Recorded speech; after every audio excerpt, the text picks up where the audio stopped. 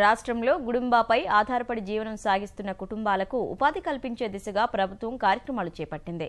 రాష్ట్ర వ్యాప్తంగా ఉన్న 7,886 కుటుంబాలకు ఉపాధి కల్పించేందుకు 53 పథకాలను రూపొందించింది. బ్యాంకు రుణాలతో సంబంధం లేకుండా ప్రభుత్వమే వారందరికీ ఉపాధి కల్పించేందుకు ప్రత్యేకంగా నిధులు మంజూరు చేసింది. ఎన్ఫోర్స్మెంట్ డైరెక్టర్ అకున్ సబ్రవాల్ స్వయంగా రంగంలోకి దిగి జిల్లాల వారీగా లబ్ధిదారులతో సమావేశాలు నిర్వహిస్తున్నారు.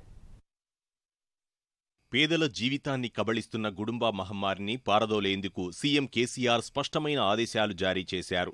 అధికారులకు పూర్తి స్వేచ్ఛనివ్వడం వల్ల గ్రామాల్లో గుడుంబా వాసన లేకుండా పోయింది. నాటుసారాపైనే ఆధారపడి జీవిస్తున్న కుటుంబాలకు ప్రత్యామ్నాయ ఉపాధి కల్పించాలని రాష్ట్ర ప్రభుత్వం సంకల్పించింది. జిల్లాల వారీగా బాధిత కుటుంబాలు 7,886 ఉన్నట్లు గుర్తించింది.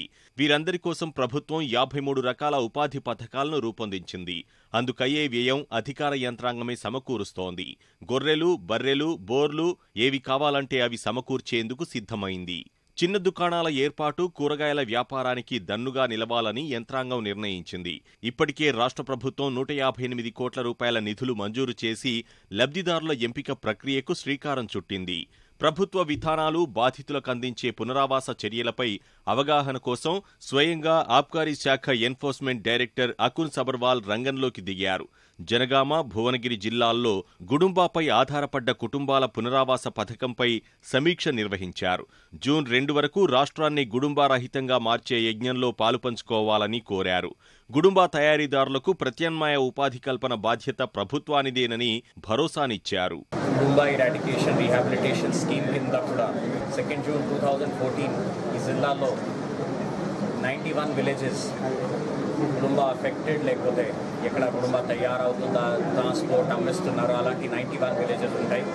ఈరోజు ఆ ఫిగర్ 91 నుంచి 0 వరకు వచ్చింది. 3 తాండాల్లో చిన్న చిన్న ఎప్పుడైనా స్పొరాటిక్గా తయారు చేస్తున్నారు. అదే కూడా పోలీస్ డిఎస్పీ గారు అదే ప్రకారం ఎక్సైజ్ సూపరింటెండెంట్ కృష్ణప్రియ మేడం హామీ ఇస్తుంది. అదే కూడా తప్పకుండా ఆపిస్తాము.